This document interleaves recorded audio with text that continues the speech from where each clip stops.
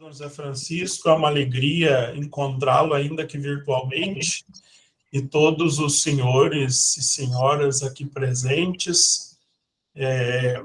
O padre Patrick, que fora convidado para essa conferência, impossibilitado de estar aqui hoje, me pediu que o substituísse nessa manhã, uma vez que nós trabalhamos juntos aqui na CNBB, na comissão das campanhas. A proposta é que nós reflitamos um pouco sobre a pastoral nesse tempo pós-pandêmico. Parece-nos que nós estamos saindo, de fato, da pandemia. Hoje nós recebemos aqui a notícia de que nos aeroportos já não é mais obrigatório o uso de máscaras.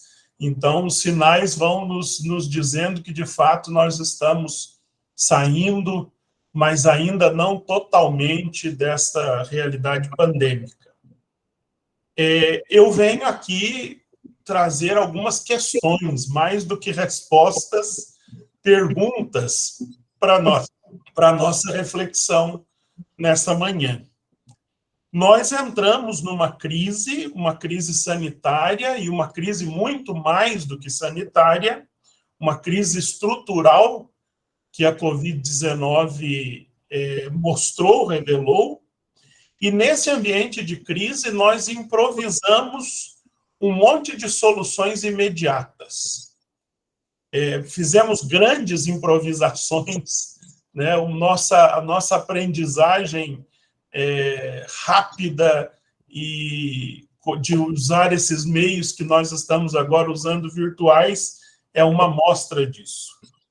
Porém, agora que nós estamos, parece, saindo dessa realidade, é preciso assumir essas propostas, esses desafios, essas soluções que nós encontramos de forma imediata.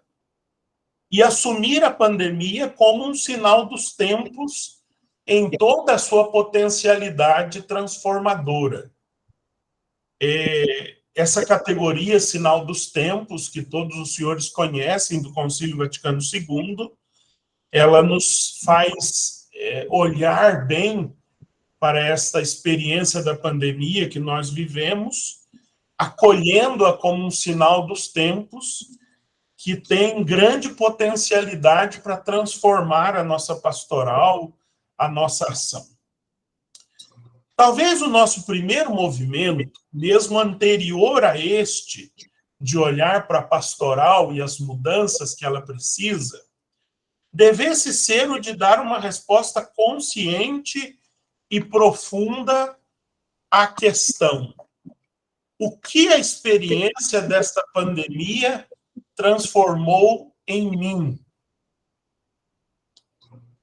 Que atitudes, que posturas, que projetos, que anseios já não são mais os mesmos em mim, em cada um de nós? Me parece que o primeiro passo para qualquer transformação, para qualquer conversão pastoral, deve partir dessa pergunta feita e respondida em primeira pessoa. Não foi em vão que o Papa Francisco nos chamou, já há algum tempo, a ser um hospital de campanha. Mesmo antes de se anunciar a pandemia, o Papa já nos convidava a ser um hospital de campanha para assumir essa realidade. A crise assumida com fé e administrada com discernimento pode ser um fecundo momento de transformação e crescimento. Por quantas crises a Igreja já passou? Por quantas crises cada um de nós já passou?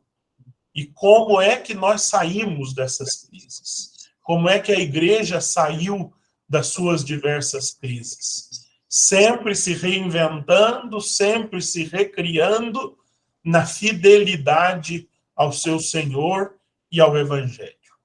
Então, esse deve ser o nosso movimento pessoal, comunitário e eclesial, e assim fazendo, nós teremos até uma relevância social para propor essa pergunta também à nossa sociedade.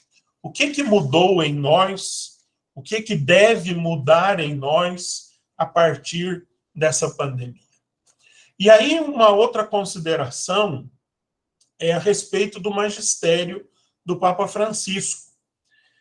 O magistério do Papa Francisco é um luzeiro, ainda por vezes colocado debaixo do caixote, como diz o Evangelho, no que diz respeito a esse nosso momento. A nossa fé nos diz que o Espírito nos dá o Papa necessário para cada momento histórico da vida da Igreja, e com certeza o Papa Francisco, com o seu magistério, com o seu testemunho, é um luzeiro para esse nosso momento de pandemia e de pós-pandemia. Pensemos, por exemplo, no seu programa de governo, digamos assim, a Evangelii Gaudium, publicado em 2013, quantas indicações precisas, quantas ricas possibilidades a Evangelii Gaudium nos apresenta para esse momento de repensar a nossa ação pastoral pós-pandemia. Pensemos ainda na Laudato Si, a encíclica verde, o Papa nos chamando a pensar uma ecologia integral, ainda antes, em 2015, de nós sofrermos a consequência de uma invasão do ser humano a âmbitos ecológicos onde ele não deveria estar. E, por último, já agora em 2020, pensemos na Fratelli Tutti, apenas para elencar aqui 3 exemplos do magistério do Papa Francisco, mas teríamos tantos outros. Christus Vive, sobre a juventude, Querida Amazônia, tão próxima da nossa realidade. Mas pensemos Fratelli Tutti com as propostas que o Papa nos faz sobre uma boa política, melhor política, sobre a fraternidade humana, a amizade social. Quantas pistas o magistério do Papa Francisco não nos apresenta para esse momento que nós vivemos e para essa reflexão que nós desejamos fazer. Eu queria aproveitar aqui nessa nossa conversa um texto publicado pelo conhecido Padre Vanildo, pelo menos conhecido do Dom José Francisco, pois eles são da mesma arquidiocese de Pouso Alegre. O Padre Vanildo apresentou no primeiro Congresso Brasileiro de Teologia Pastoral, na FAGE, ano passado, uma reflexão intitulada Aprendizagens Pastorais na Pandemia. Eu tive a oportunidade de partilhar com o Padre Vanildo na confecção dessa reflexão, e essa reflexão agora está publicada nos anais desse primeiro Congresso Brasileiro de Teologia Pastoral. O Padre Vanildo convida a nossa reflexão para alguns elementos, tomando como pano de fundo 2 experiências bíblicas, mas eu queria aqui apenas abordar uma, que é a experiência do exílio. Olhar para essa nossa experiência da pandemia com o desafio de vivê-la como o povo de Deus viveu o exílio na Babilônia.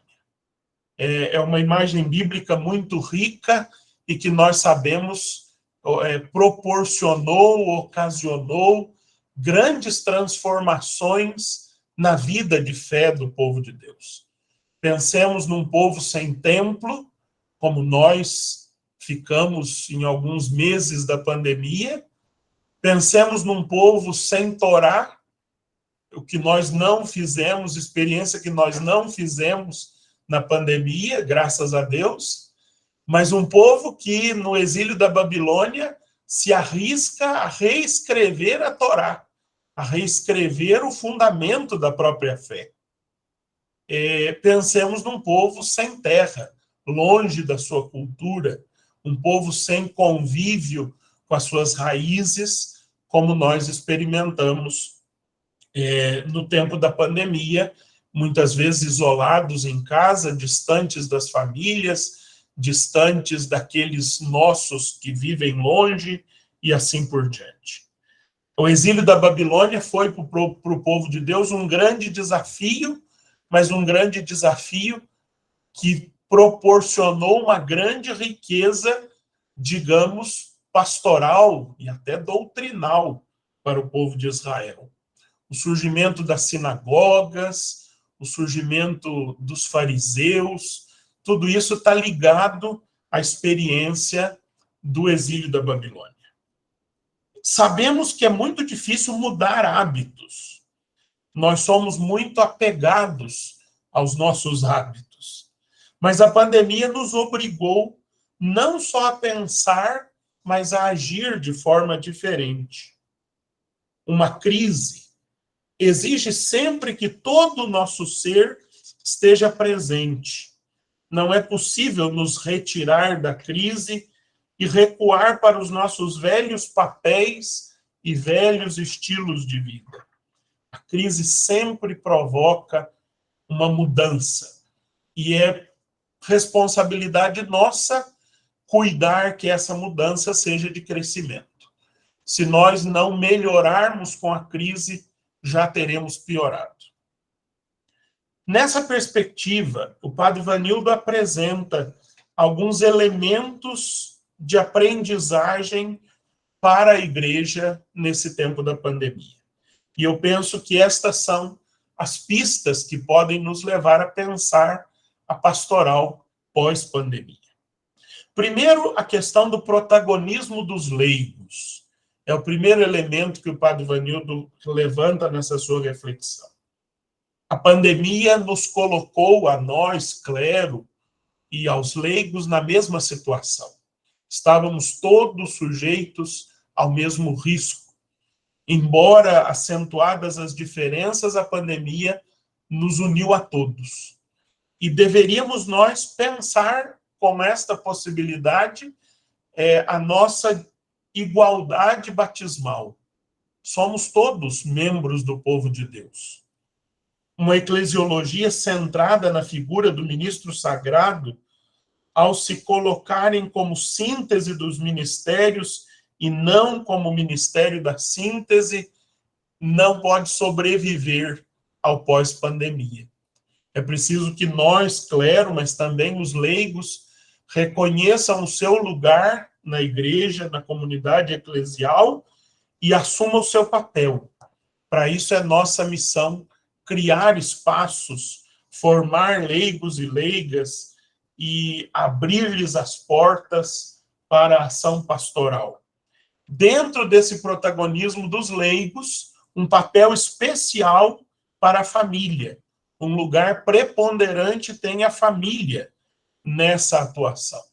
Durante a pandemia, nós vimos deslocar a ação celebrativa da igreja para o ambiente familiar. Quantos esforços a nossa igreja não fez para que as famílias celebrassem o dia do Senhor, para que as famílias rezassem mais unidas, para que as famílias se alimentassem da palavra na impossibilidade dos sacramentos.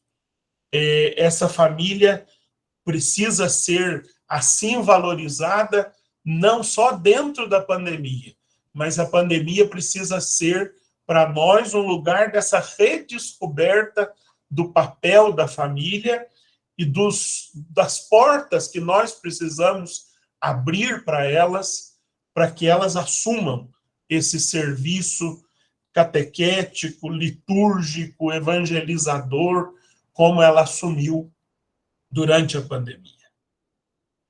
Segundo elemento que o padre Vanildo nos apresenta é uma igreja samaritana, a serviço da vida. São Paulo VI já dizia na Populorum Progressio que a igreja é perita em humanidades.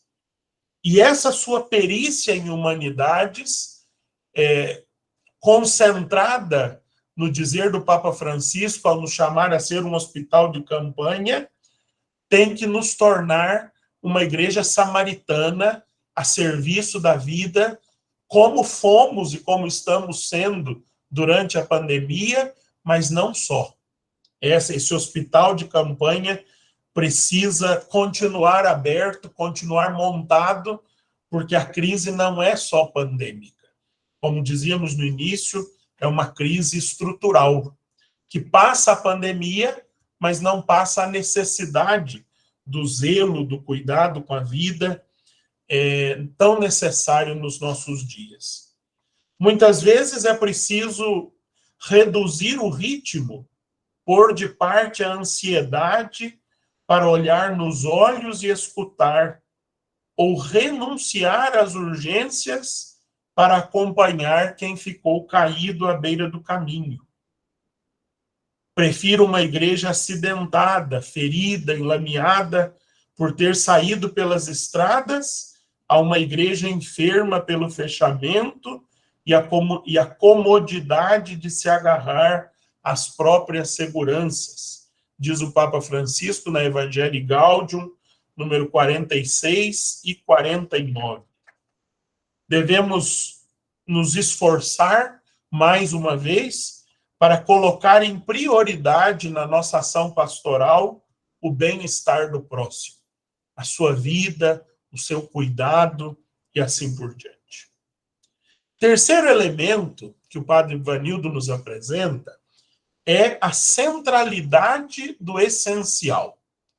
Numa conferência que eu fiz no início da pandemia, eu chamei essa centralidade do essencial de valor da frugalidade.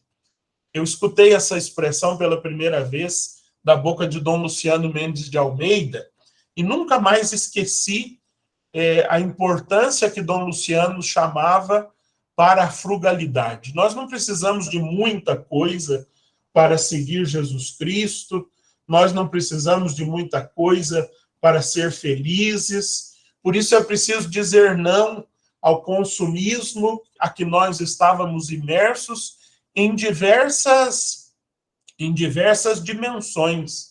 Não só o consumismo, digamos, alimentar, não só o consumismo da moda, mas muitas vezes um consumismo eclesial, né? Um consumismo vivido no interior das nossas comunidades eclesiais.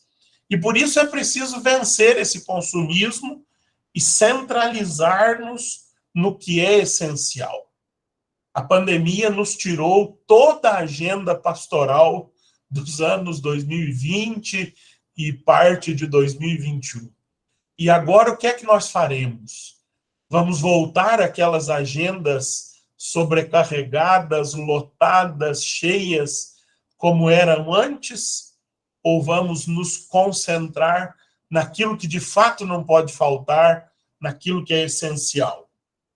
Os excessos não estão nos servindo de nada, ou em certas situações até nos atrapalham. Desta crise nós podemos sair melhores ou piores, podemos retroceder ou criar algo novo. Neste momento, o que precisamos é da oportunidade de mudar, de criar espaço para surgir esse novo que necessitamos, diz o Papa Francisco no seu livro Vamos Sonhar Juntos, o caminho para um futuro melhor. Nós fomos obrigados a ser criativos e descobrir novos caminhos, mais próximos das realidades das pessoas. A pandemia evidenciou que a maior parte das nossas atividades e dos nossos recursos materiais e humanos giram em torno do templo.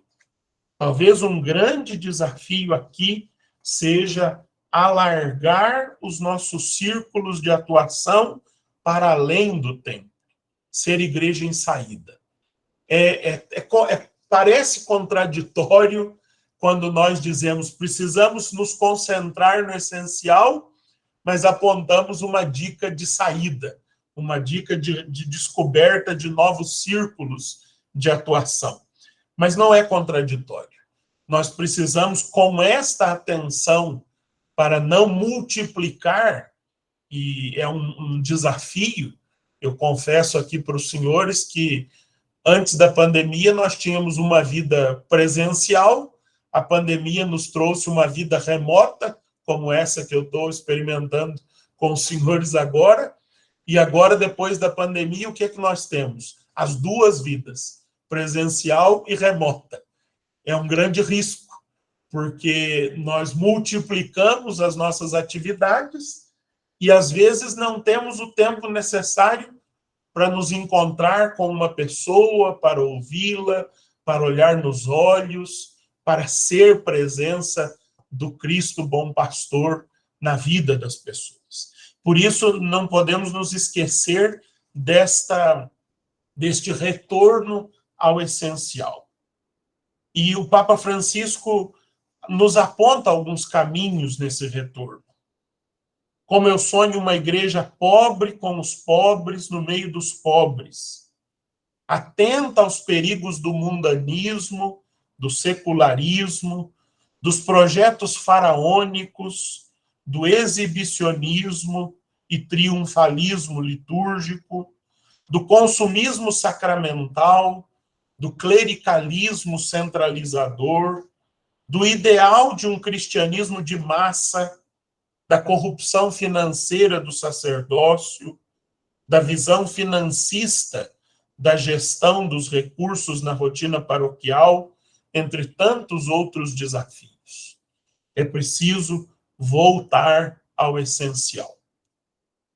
Quarto elemento que eu apresento aqui para os senhores é o lugar preferencial dos pobres. Nesse período da pandemia, surgiram muitas iniciativas, e eu tenho certeza que os senhores têm aí uma pleiade de iniciativas que poderiam ser compartilhadas, iniciativas solidárias da igreja, de comunidades, mas também de pessoas alheias, de pessoas de fora das nossas comunidades eclesiais, mas iniciativas solidárias que salvaram vidas, que alimentaram famintos durante esse tempo da pandemia. Estas iniciativas não poderiam passar.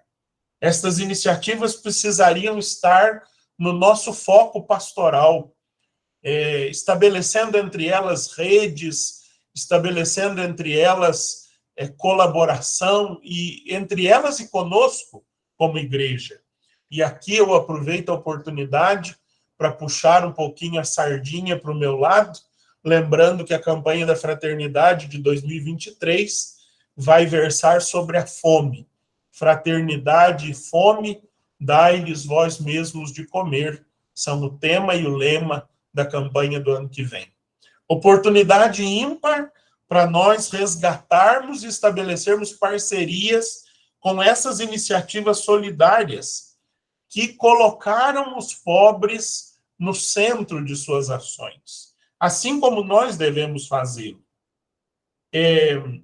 Outras iniciativas têm exigido justiça social e relações igualitárias. O Papa Francisco nos alerta na Evangelii Gaudium 197 que todo o caminho da nossa redenção está assinalado pelos pobres. Eles precisam ter um lugar central na nossa ação pastoral. Eles não podem ser de forma alguma esquecidos, pelo contrário, devem ser protagonistas da nossa ação. Quinto elemento, a força transformadora da liturgia. Durante a pandemia, nós vivemos um jejum litúrgico. O povo de Deus, alguns com muitas reações, outros mais tranquilamente, mas vivemos todos um jejum litúrgico, impossibilitados de ir às nossas igrejas, impossibilitados de receber os sacramentos, impossibilitados, muitas vezes, de celebrá-los comunitariamente. Esse jejum nos obrigou a multiplicar iniciativas que promoveram uma liturgia doméstica, valorizando a reunião da família ao redor da mesa para celebrar a vida, partilhar o pão e se alimentar da palavra de Deus. A retirada necessária do templo e de todo o seu aparato litúrgico, bem como a impossibilidade do acesso à comunhão das espécies sagradas, simplesmente tiraram o chão de muita gente, que parece não saber onde repousar a sua identidade cristã. É preciso que nós nos esforcemos para formar os cristãos. E aí o Concílio Vaticano II, mais especificamente a Sacrosanctum Concilium, nos lembra que a vida espiritual não se resume na liturgia, e que a liturgia do cotidiano, na qual tornamos nossa vida uma perfeita oferenda a Deus, pode ser tão santificadora quanto o culto que lhe prestamos no templo. De acordo com a Igreja, a liturgia também leva os fiéis a serem unânimes na piedade depois de participarem dos sacramentos pascais, para que na vida conservem o que receberam na fé. Lembremos que as nossas realidades, e aí eu também sou mineiro, como Dom José Francisco, e as nossas realidades não são, nesse aspecto, tão diferentes. Nós temos uma pluralidade de igrejas, de padres, de paróquias, que são assistidas com muita frequência. Mas lembremos que 70% dos cristãos católicos no mundo não tem missa dominical, né? O jejum eucarístico, litúrgico, que nós vivemos durante a pandemia, não podem nos deixar alheios a estes cristãos que vivem um jejum obrigatório pela má distribuição do clero e por outras tantas conjunturas que vivem privados da Eucaristia dominical. Nós não somos mais cristãos que eles, nem eles mais cristãos do que nós, mas essa realidade deveria nos questionar de onde está a nossa raiz cristã, né? E aí a nossa tarefa pastoral de refletir sobre essas questões com o nosso povo, com as nossas comunidades, buscando mostrar-lhes, por exemplo, que muitos de nós já comungamos na nossa vida até hoje muito mais vezes do que alguns cristãos católicos no mundo vão comungar a sua vida toda, né? Então, o que é necessário para o sustento da nossa vida cristã? O que é necessário para que a nossa vida, de fato, esteja arraigada em Cristo? Um questionamento nos inquieta, diz o padre Vanildo no seu texto. Nossas experiências rituais estão, de fato, construindo uma cidadania do reino de Deus? Ou estão associadas a práticas individualistas e mágicas, renunciando à dimensão da caridade e da transformação das estruturas?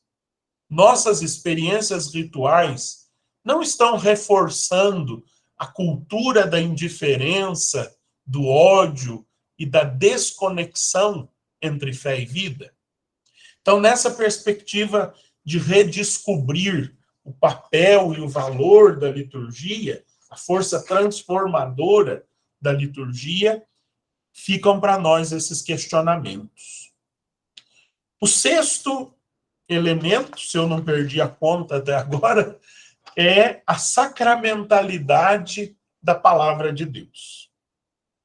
A impossibilidade da participação dos cultos no templo e da comunhão das espécies eucarísticas por longos períodos, gerou uma crise sem precedentes e fez emergir uma situação que requer muito cuidado pastoral.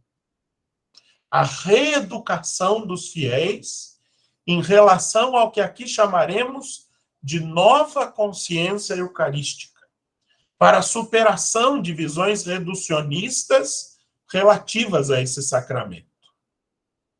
O documento 108 da CNBB, no número 29, afirma: palavra e sacramento não se opõem nem se confundem. Ambos, cada um a seu modo, são os meios de que o Senhor se serve para comunicar a sua graça, para edificar os cristãos, para construir a igreja como povo de Deus, corpo de Cristo, templo do Espírito Santo, sacramento do reino de Deus no mundo. Fecha aspas. Trata-se aqui de redescobrir a igreja doméstica como estrutura fundamental e original da igreja, dando verdadeiro protagonismo evangelizador, catequético e celebrativo às famílias, aos pequenos grupos, à igreja doméstica e à igreja ao redor da minha casa, em suas mais diversas configurações, sobretudo à luz da palavra de Deus. E aqui eu ressalto o papel que a nossa Conferência Episcopal desenvolve no nosso país, trazendo-nos, nesse momento histórico, tantas reflexões sobre a palavra de Deus. O documento 108, mesmo que eu acabo de citar, sobre a celebração da palavra, tão atual, tão necessário para esse momento, mas agora também, na próxima Assembleia, no final desse mês, que começa no final desse mês, é proposta que os bispos reflitam e, quem sabe, aprovem o documento sobre a animação bíblica da pastoral, ou seja, a nossa CNBB está antenada às necessidades do tempo em que nós vivemos. Sétimo elemento, a missionariedade, a igreja em saída. Não é possível descuidar, nesse momento de pós-pandemia, de uma nova consciência missionária, de uma igreja que vai ao encontro das pessoas, saindo das sacristias. Como disse o Papa Francisco no Evangelii Gaudium, não quero uma igreja preocupada em ser o centro e que acaba presa num emaranhado de obsessões e procedimentos. É preciso uma igreja em saída missionária, e a saída missionária no pensamento do Papa Francisco é a grande força de conversão da igreja. A igreja só se converte da autorreferencialidade quando ela põe como prioridade da sua ação e do seu ser o mandato missionário de Nosso Senhor. A pandemia nos obrigou a sair para o continente digital, nos obrigou a descobrir novas formas de anunciar o Evangelho, quando nós estávamos privados das nossas tradicionais homilias dominicais, nas nossas grandes igrejas. É preciso continuar esse processo de ampliar os círculos da nossa atuação como igreja, de continuar a ser presença no continente digital, de fato, ser uma igreja em saída, não só no continente digital, mas também nas periferias da humanidade, como pede o Papa Francisco. O oitavo e último elemento que o Padre Vanildo apresenta no seu texto, e que eu aqui trago para a nossa reflexão, é este da importância das novas mídias digitais na vida da igreja. Todos nós fizemos progressos na utilização das mídias durante o tempo da pandemia. Não se trata de ficarmos só nas mídias. A vida cristã é feita, sobretudo, de presença real, mas não podemos abandonar o continente digital. Não podemos abandonar essas novas mídias. Nós demoramos tanto como igreja para entrar em determinados ambientes e depois entramos tão rapidamente no ambiente digital, forçados pela pandemia, agora é hora, quem sabe, de rever a nossa presença nestes ambientes e dar-lhes mais qualidade, e dar-lhes mais potência evangelizadora, fazendo verdadeiros processos de revisão da nossa presença no mundo digital. Eu termino apresentando aqui 6 pontos que, em forma de síntese, para nós fecharmos um pouco essa nossa reflexão, embora eu tenha muita clareza que não quero aqui fechar nada. Muito pelo contrário. Abrir, provocar, perguntar, para que os senhores aí reunidos e as senhoras prossigam esse processo de planejamento, de avaliação pastoral da Igreja no Leste 1. Em forma de síntese, eu apresento aqui 6 elementos. Primeira coisa que me parece fundamental, reconhecer a crise que nós vivemos. Não fingir que está tudo bem, que a pandemia passou, que bom, agora nós voltamos à vida normal, ou mesmo que seja um novo normal, como se diz por aí. Não, nós vivemos uma grande crise. Nós vivemos um exílio babilônico no meio de nós. E nesta crise reconhecida, assumida, empreender com coragem a conversão pastoral que o Papa Francisco nos pede, ou que o documento de Aparecida nos apontava, deixando velhas estruturas caducas e inaugurando novas estruturas mais adequadas ao anúncio do Evangelho. Mas nós devemos fazer isso, e o terceiro elemento é este, sem pressa. Não temos que resolver tudo de uma vez. Sem pressa, mas com determinação. Temos que dar a resposta que o mundo exige de nós hoje, onde nós estamos, com as nossas responsabilidades, respondendo ao chamado que cada um de nós recebeu do Senhor. Quarto ponto, em forma de síntese, fugir do ativismo em que nós estávamos. Não podemos voltar àquelas agendas insuportáveis. É preciso fugir do ativismo nesse processo. Quinto elemento, alargar os nossos círculos de atuação para além do templo. Ser verdadeiramente igreja em saída. E o sexto e último, e com ele eu encerro a minha fala, para que nos ouçam o anúncio que nós temos, e essa é a nossa grande riqueza, o anúncio de nosso Senhor Jesus Cristo e o seu Evangelho, mas para que nos ouçam este anúncio, é preciso garantirmos a nossa relevância social. Uma igreja insignificante, que não faz a diferença na sociedade onde ela está, ela não é ouvida. E se ela não é ouvida, nós então negligenciamos o anúncio, que é a nossa grande missão. Mas para anunciarmos, precisamos ser relevantes. Então é preciso cuidar desta nossa relevância social nesse novo momento pastoral que se anuncia depois da pandemia. Eu agradeço aqui a oportunidade e a paciência dos senhores de me ouvir e coloco-me à disposição para continuarmos em diálogo nessa ocasião.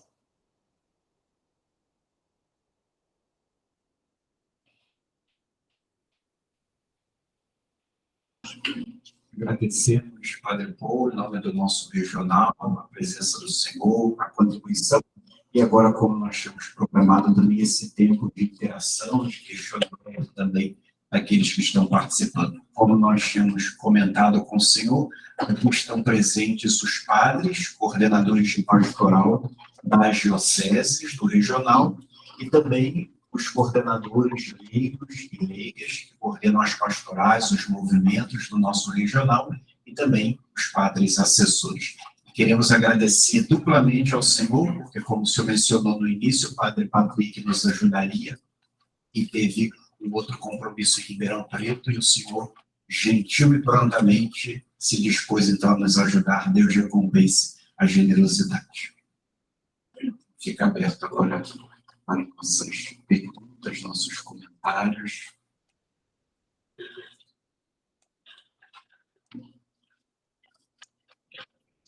Padre Jean, eu sou o Padre Cláudio, aqui da Arquidiocese do Rio. Eu gostaria de... sim, tudo bem. Vai ficar mais fácil. A gente tem que se adaptar a essas novas realidades. São duas questões e elas estão correlacionadas. A primeira delas, o senhor trouxe para nós essa questão de que a questão da liturgia, da escassez que a pandemia trouxe. E hoje já se fala, justamente em muitas dioceses, esse dia do retorno. Não só no ambiente eclesial, mas também a gente tem percebido, aqui mesmo a Prefeitura do Rio promove brevemente também esse dia do retorno, para todo mundo voltar ao trabalho presencial. Como o senhor tem visto esse retorno das pessoas à liturgia, à vivência dos sacramentos? E, ao mesmo tempo, o senhor também tratou e nos mostrou sobre esse aumento excessivo das reuniões. O senhor nos tratou e mostrou também esse aumento excessivo de uma vida pastoral, que antes era somente presencial, mas também agora online, e ainda mais os dois juntos, como nós estamos fazendo aqui agora, né? Presencial e online, né? Essa realidade, né? Se torna cada vez mais tão constante. Isso leva a uma outra questão, né? Nós temos debatido muito aqui no Rio sobre esta realidade nova que estamos percebendo principalmente junto aí à juventude, dos chamados avatar e metaverso.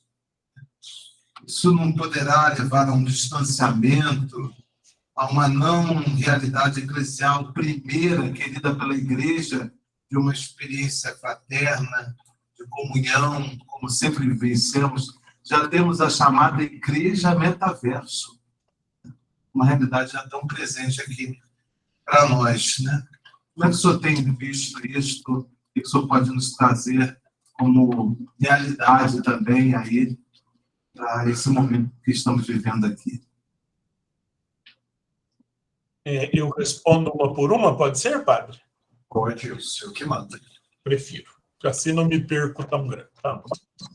Padre Cláudio, muito obrigado pelas suas perguntas, pela oportunidade de refletir aqui com os senhores. Primeiro, a questão do dia do retorno.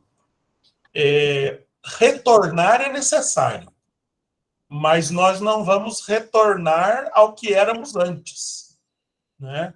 Talvez o Heráclito lá, pré-socrático, possa nos ajudar, né? De que ninguém se banha no mesmo rio duas vezes, né? Então, nós precisamos retornar.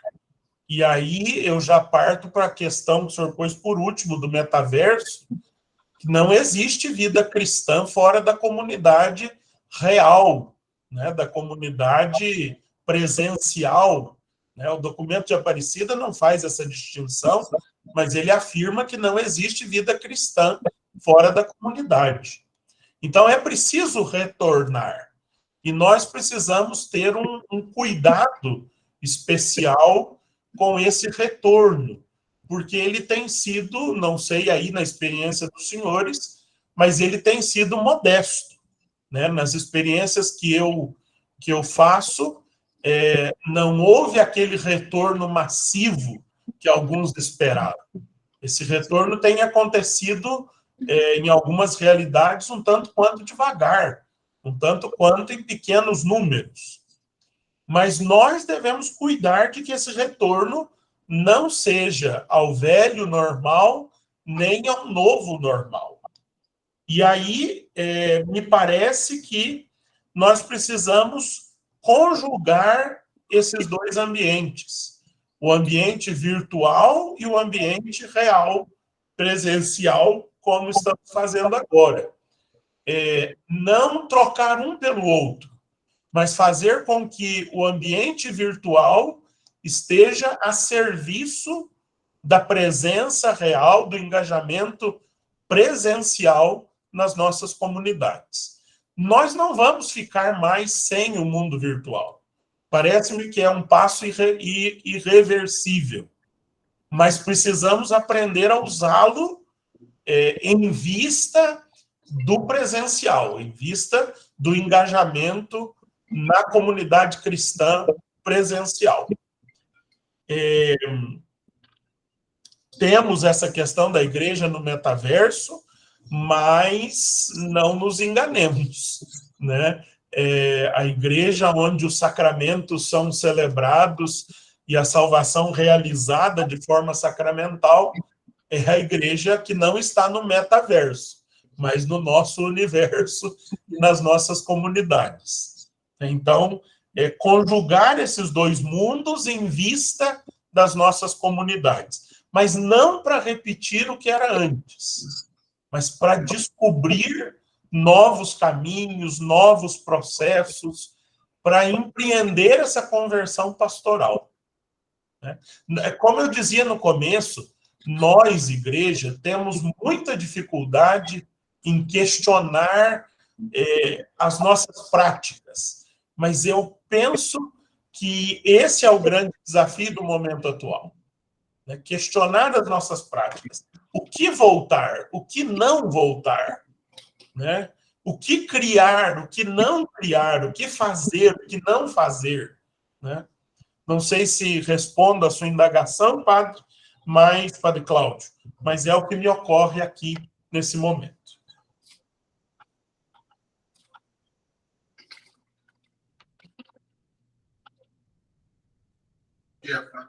João, meu nome é Antônio Félix, sou do Regional Leste 1 dos Leigos. A minha não é uma pergunta, mas é uma inquietação. Uma igreja em saída para as periferias. A gente vê aqui um grande desafio que a gente encontra. A pandemia não acabou.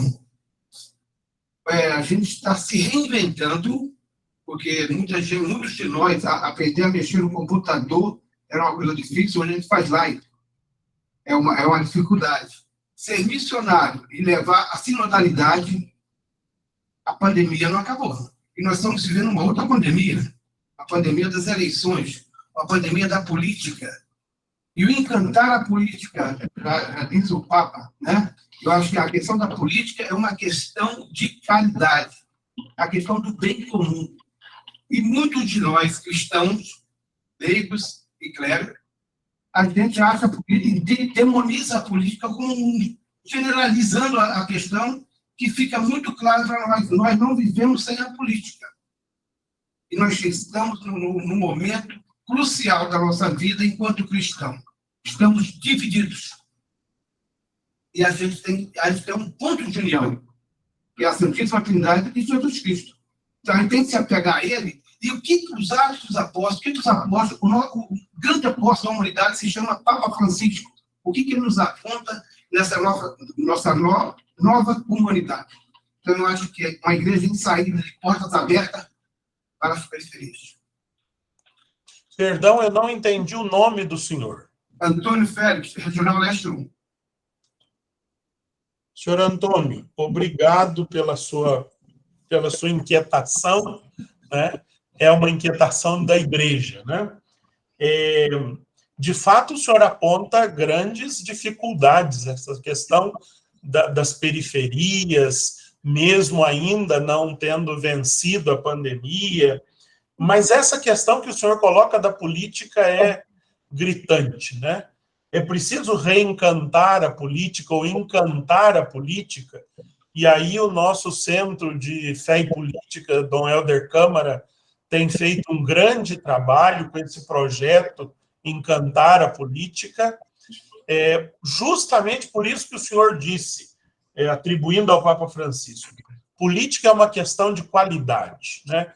O capítulo 5º da Fratelli Tutti me parece ser o mapa da mina nessa questão da política, né? A boa política, a melhor política, a política de qualidade é o que nós precisamos.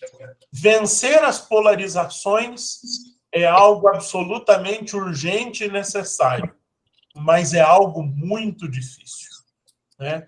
O senhor aponta um caminho importante, um caminho decisivo, que é a nossa fé. Antes de que qualquer coisa nos separe, nos divida, nós temos algo fundamental que nos une. O nosso batismo, em nome da Trindade, o Evangelho de Jesus Cristo. Então, o que é que nós temos que cuidar? Nós temos que cuidar para que as nossas divisões, as nossas polarizações, não coloquem em xeque aquilo que é fundamental, o nosso batismo e o Evangelho de Nosso Senhor. Porque, às vezes, nós relativizamos o ensino de Nosso Senhor por causa dos nossos projetos políticos, né? Dos projetos polarizados, né? Nem sequer chamamos em causa o Evangelho para defender as nossas ideologias. E aí é que está o perigo da nossa ação como igreja. Então, de fato, o senhor tem razão, e eu partilho da sua inquietação, né, dessa dupla inquietação no que diz respeito ao alcance das periferias e a uma política de qualidade. Acho que é algo que nós precisamos cada dia mais refletir. Nesse momento histórico que nós vivemos, a CNBB oferece, por meio do Cefep, esse projeto Encantar a Política, que tem sido uma grande riqueza por todo o país. Olha lá, o senhor Antônio está com um livreto na mão, levantando lá, para quem não conhece, né, o projeto Encantar a Política, proposto pelo Cefep, que é um organismo aqui da Conferência Episcopal.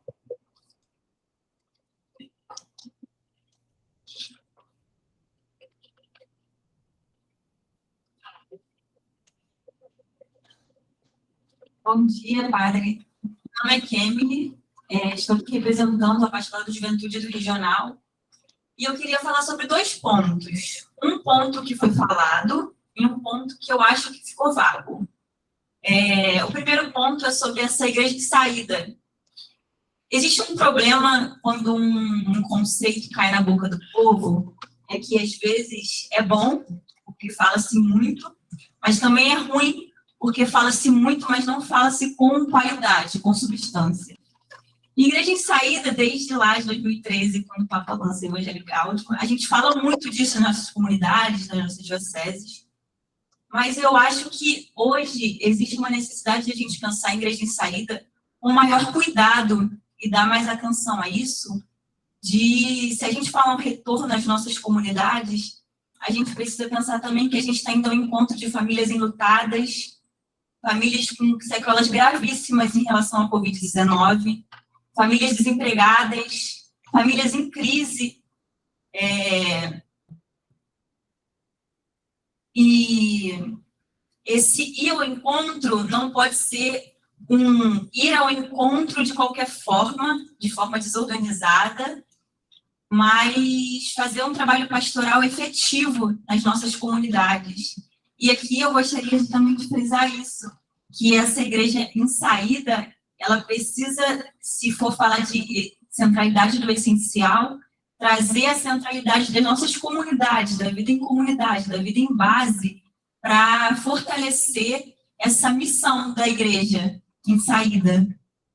Outro ponto que eu não sei, eu não li esse documento do padre Ivanildo, mas que não sei se ele trata disso no documento, mas é a questão da juventude, né? Porque se houve um protagonismo leigo nesse momento de pandemia, a gente pode falar também que houve um protagonismo da juventude. Porque enquanto as pessoas mais velhas precisavam se resguardar dentro das suas casas por conta de serem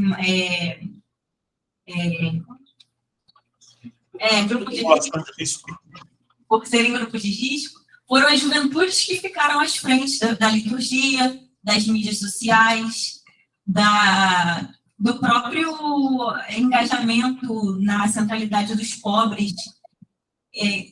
na entrega de cestas básicas, nas quentinhas que a gente distribui.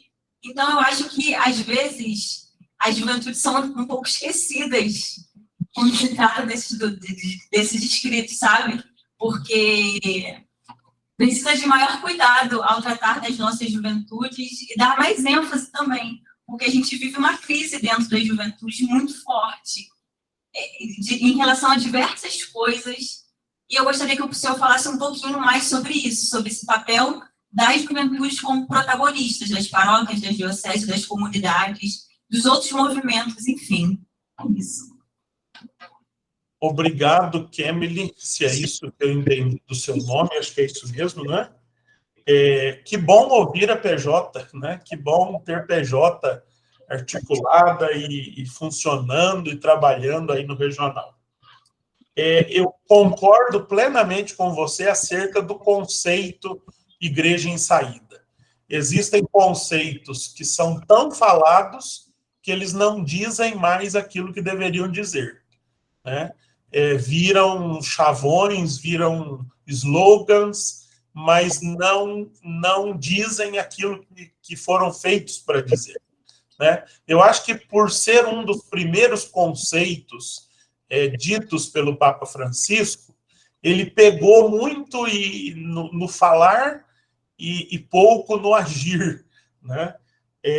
Então, concordo com você, é preciso uma atenção especial ao falar da igreja em saída e uma atenção para, de fato, realizar essa saída. Concordo também com você que essa saída ela tem que ser rumo ao essencial. E o essencial é a pessoa humana. O verbo se fez carne, né? Vai lembrar o tema do DNJ desse ano, né? Essa pessoa humana é o centro para o qual Deus se dirige. Então, para o qual nós, como igreja, também devemos nos dirigir. Então, na proximidade da pessoa, por isso o papel da família é fundamental, por isso as pequenas comunidades, né, são fundamentais. De fato, o padre Vanildo não trata no texto dele da questão das juventudes, talvez seja uma opção metodológica dele, mas eu peço desculpas por eu não tratar aqui a questão da juventude. Reconheço aquilo que você diz do protagonismo da juventude, o que seria de nós se não tivéssemos o apoio e esse protagonismo da juventude na hora de nos ensinar a usar o Google Meeting, na hora de nos ensinar a usar o Zoom, o StreamYard, coisas que nós nem conhecíamos antes da pandemia, mas que eles já estavam antenados, né? De fato, nós precisamos voltar à Puebla e renovar esse protagonismo, essa opção preferencial pelos jovens. Porque cada dia mais os jovens deixam de ser igreja, né? Aquilo que eu dizia no final, a questão da relevância. Como é possível ser um jovem sem a igreja? Para que ser um jovem de igreja? Né? Se a igreja não falta na construção do meu sentido da vida, para que eu vou me empenhar nisso? Né? Nós precisamos cuidar da nossa relevância eclesial junto da juventude. Né? Isso passa pelo reconhecimento, sem dúvida, mas passa também pela revisão do cardápio, perdoe-me a comparação, mas na revisão do cardápio daquilo que nós oferecemos à juventude. Né? Oferecer construção de sentido, oferecer engajamento solidário, oferecer realidades que façam a diferença na vida deles. Né? Parabéns pelo protagonismo juvenil aí, Kemily.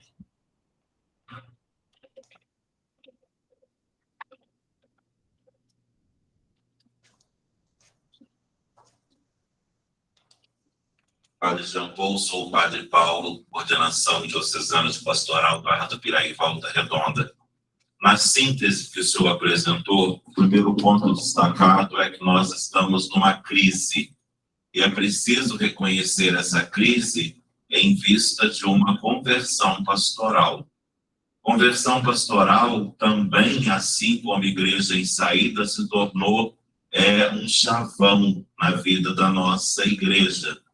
E aí a percepção, né, da experiência que eu tenho esse tempo pandêmico mais acentuado foi um momento onde, diante daquilo que era possível fazer, muitos decretos. Nós vivemos um tempo de muitos decretos, decretos canônicos, decretos do município, decreto da diocese, decreto do funcionamento das secretarias, decretos litúrgicos, decretos sacramentais, e me parece que esses decretos, eles como que tiraram um pouco aquela experiência mais circular e de ouvir as diferentes vozes, compartilhar das decisões. Também, da mesma forma, mesmo as reuniões virtuais, elas muitas das vezes ficavam restritas a quem tinha o poder de voz, era o administrador da sala. Foram muito mais reuniões informativas. E nós agora estamos, então, saindo desse tempo pandêmico, vivendo aí esse retorno, e me parece que há uma timidez muito grande nesse momento dessa coparticipação, e também me parece que, ao mesmo tempo, não está tendo uma abertura como se deveria. Me parece que essa conversão pastoral, ela está como que, em certos aspectos, retrocedendo para uma igreja um pouco mais fechada no contexto da ministerialidade, no contexto da própria sinodalidade. E isso, particularmente, a mim me preocupa em termos de futuro e de caminho que a gente está vivendo, porque se nós estamos agindo assim como igreja, o mundo está cada vez mais plural, as juventudes cobram as suas vozes e o próprio indivíduo, perante o mundo que a gente está vivendo e que ele descobriu nas redes sociais, se posiciona da maneira como ele quer. E aí, como fazer esse diálogo com a sociedade, com o mundo, diante de uma igreja que parece retroceder nesse contexto da conversão pastoral? Padre Paulo, obrigado pela sua participação. Muito boas as suas pontuações. Eu penso que a questão dos decretos, para usar uma expressão típica da pandemia, foi uma questão emergencial, né? Na hora do aperto, como resolver uma questão de toda uma diocese. Não posso reunir o clero, não posso reunir o conselho, como fazer? Me parece que os decretos foram a saída, né? Foram a ação de urgência encontrada nesses momentos. Porém, me parece que agora é preciso dar um outro passo, né? Um passo a mais. Já que nós estamos saindo, e esse saindo sempre entre aspas, da pandemia, né? Esse sair quer dizer, já podemos nos encontrar, já podemos não usar máscaras, já não corremos tanto risco assim, já estamos vacinados, sobretudo, né? É hora de fazer o processo contrário, né? Se na urgência o processo foi de decreto, agora nós precisamos refazer os processos a partir das bases, a partir dos conselhos, a partir do diálogo, né? Vencer a etapa dos decretos, retomando a etapa do diálogo, que tem que caracterizar o nosso ser igreja, ainda mais nesse tempo de sinodalidade. E aqui eu queria trazer uma contribuição nesse aspecto da sinodalidade. Eu coordenei na minha diocese da campanha a escuta sinodal. Nós escutamos 5.151 pessoas a partir de um questionário online, e depois trabalhamos muito para sintetizar em 10 páginas essa escuta de mais de 5.000 pessoas. Mas agora, essa semana aqui na CNBB também, eu tive a oportunidade de me encontrar com a equipe que faz o relatório final do Brasil, de toda a escuta sinodal. E uma das coisas que aparecem no relatório final, pelo menos no dizer da equipe, né, porque eu não tive acesso ao relatório, mas tive acesso àquilo que a equipe comentou, e tem até diversos vídeos no site da CNBB, onde os membros da equipe estão comentando os resultados da síntese final do Brasil. E aparecem estas questões, o protagonismo dos leigos, o protagonismo da juventude, a necessidade do diálogo, o agradecimento penhorado de muitas pessoas, porque a igreja se dignou ouvi-las, porque a igreja foi ao encontro delas para que elas falassem. Então, a escuta sinodal, ela nos aponta claramente nesse sentido.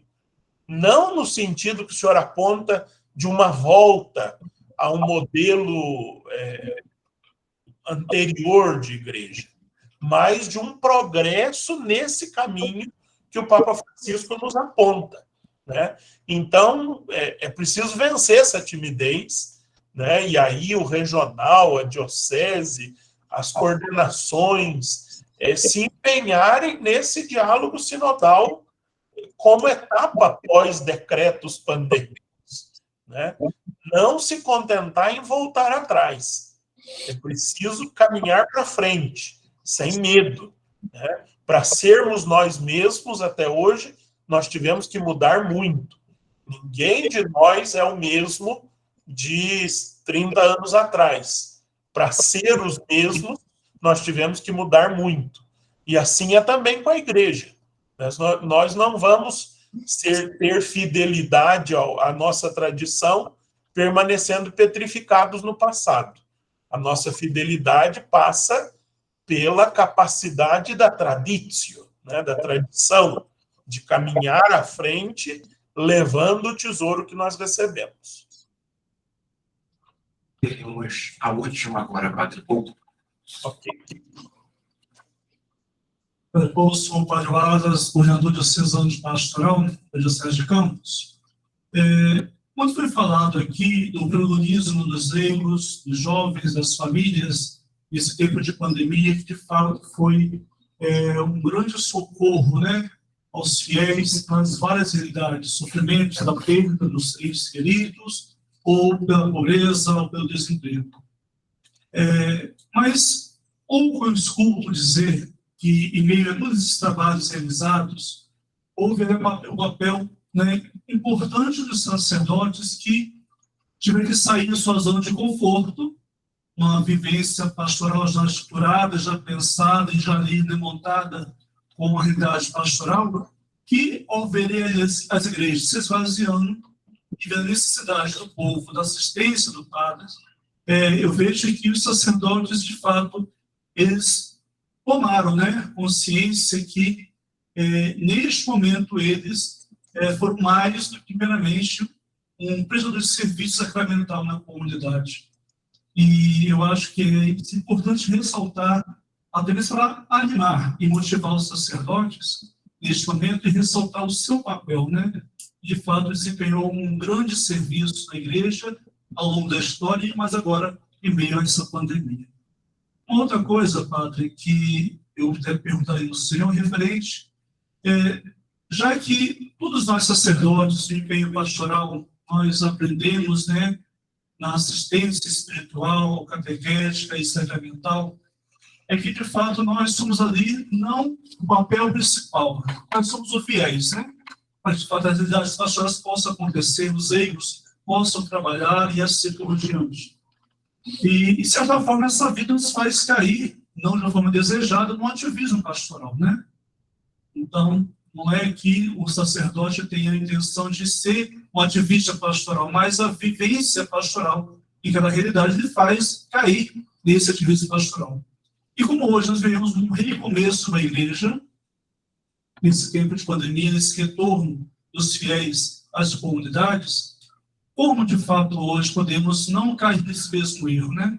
De, na busca, tentar acolher, né, criar estruturas, melhorar a participação fluente dos fiéis das comunidades, não caímos novamente nesse erro. Padre Vargas, é isso? Wallace. Tá. Muito obrigado, padre, pela sua participação. Concordo plenamente com o senhor sobre a questão do papel dos padres nesse tempo, né, tal como dos jovens lá que a Camille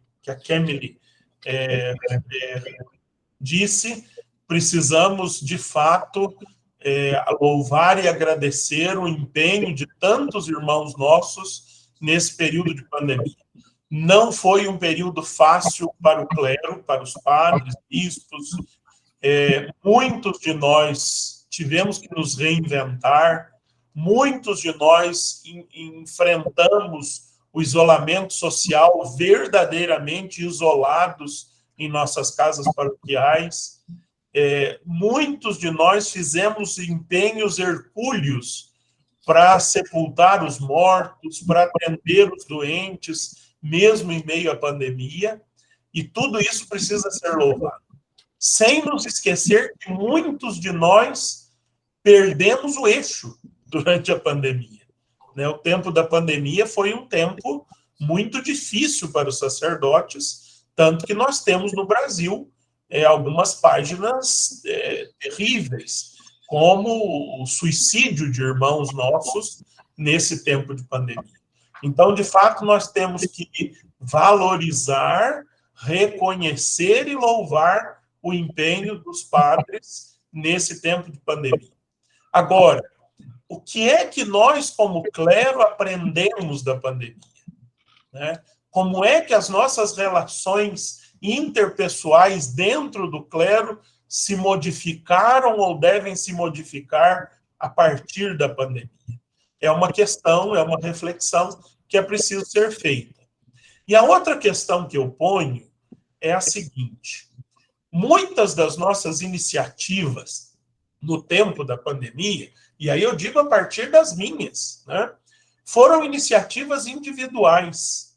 Eu, na minha paróquia, assolado pela pandemia, tomei certas decisões. Vou transmitir a missa pelo Facebook. Depois eu descobri que o meu povo não assistia a missa do Facebook, assistia a missa da TV Aparecida. Então, iniciativas que nós tomamos individualmente, elas agora precisam ser revistas comunitariamente.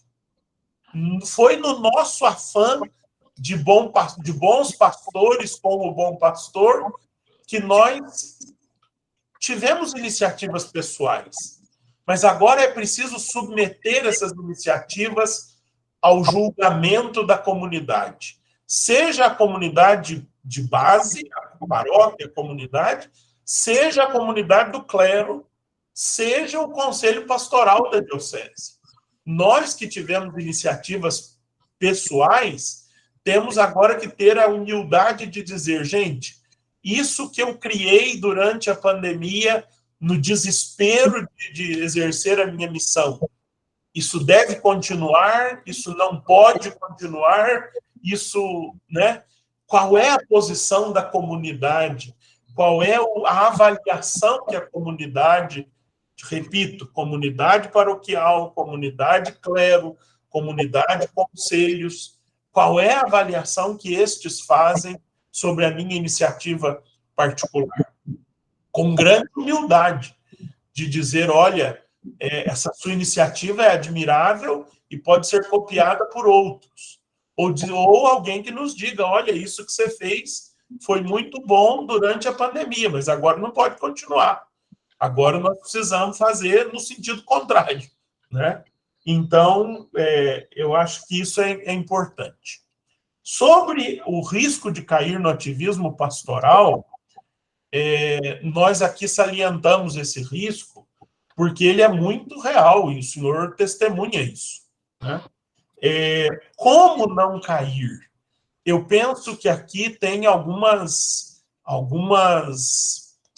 dicas, por exemplo, promovendo o protagonismo dos leigos. né? Muitas vezes, nós, padres, gostamos do não protagonismo dos leigos, porque aí nós ficamos sendo os importantes, os necessários. Se eu não for, a coisa não acontece. Se eu não estiver, as pessoas não vão. E aí nós ficamos com os nossos egos inflados, né? Mas é preciso vencer isso, né? É preciso dar aos leigos, não dar aos leigos, já é deles pelo batismo, né? Mas reconhecer aos leigos o seu papel fundamental na igreja. Então, né, promover, formar as comunidades para que elas reconheçam o valor do seu batismo, né, e não centralizem a fé no sacramento da ordem, né? Há coisas necessárias,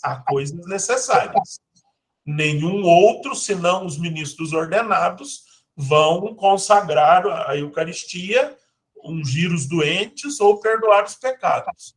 Mas uma reunião de pastoral, uma celebração dominical da palavra, uma celebração do batismo, uma assistência qualificada do matrimônio, isso tudo é possível, né? Então, se nós promovermos isso nas nossas comunidades, não é que nós vamos ficar à toa. Às vezes, as coisas não colam na comunidade porque elas são vistas assim, né? O padre agora não quer mais fazer casamento. Passa o sábado inteiro vendo futebol na televisão. Aí não pega, né? Agora, se a comunidade percebe que você se você deu ao ministro do extraordinário da assistência ao matrimônio, porque você tem outras tarefas eclesiais para realizar, eles vão saber reconhecer isso e desempenhar cada um o seu papel, seja o ministro, seja a comunidade que o acolhe. Então, investir no protagonismo verdadeiro dos leigos é um caminho. Investir na sinodalidade, essa capacidade de ouvir e falar com coragem, é outro caminho. Fazer os nossos conselhos serem, de fato, instâncias sinodais, onde nós discutimos, onde o povo fala, onde o leigo tem voz, né? E não o leigo fala, mas o padre bate o martelo e como já chega com as coisas decididas. Isso não gera crescimento na comunidade. Me parece que esses são alguns caminhos, né? Mas é um cuidado que a gente tem que ter permanentemente. E aqui, nesse cuidado, eu diria duas coisas para terminar, senão eu vou longe. Primeiro cuidado com o ativismo pastoral. Jamais descuidar da vida de oração. Dom José Francisco foi meu professor na faculdade de espiritualidade presbiteral. Então, jamais se descuidar da oração, da vida mística do sacerdote. Se nós perdermos a conexão com o Senhor, a nossa conexão com o povo não será de qualidade, não será 5G, né? E a segunda coisa, cuidado com o celular, cuidado com esses aparatos, porque eles nos tiram da presença do Senhor, mas, sobretudo, eles nos tiram da presença do povo. Às vezes, nós estamos no meio do povo, mas não estamos inteiros como o povo. Estamos no meio do povo, mas estamos conectados no celular, né? Então, muito cuidado com essas duas coisas, se é que eu posso dizer aqui, nessa perspectiva do ativismo. Muito bem, Padre João Paulo, foi um prazer revê-lo, ainda que virtualmente, e também acredito que, em nome de todos, foi um prazer ouvi-lo com tanta clareza, lucidez, colocando para nós questionamentos, angústias, para que a gente possa viver, seja o nosso ministério ordenado, seja viver a nossa vocação batismal, com esse compromisso de buscar seguir a Jesus e também de irradiar a sua presença em meio a todos os desafios que nós enfrentamos.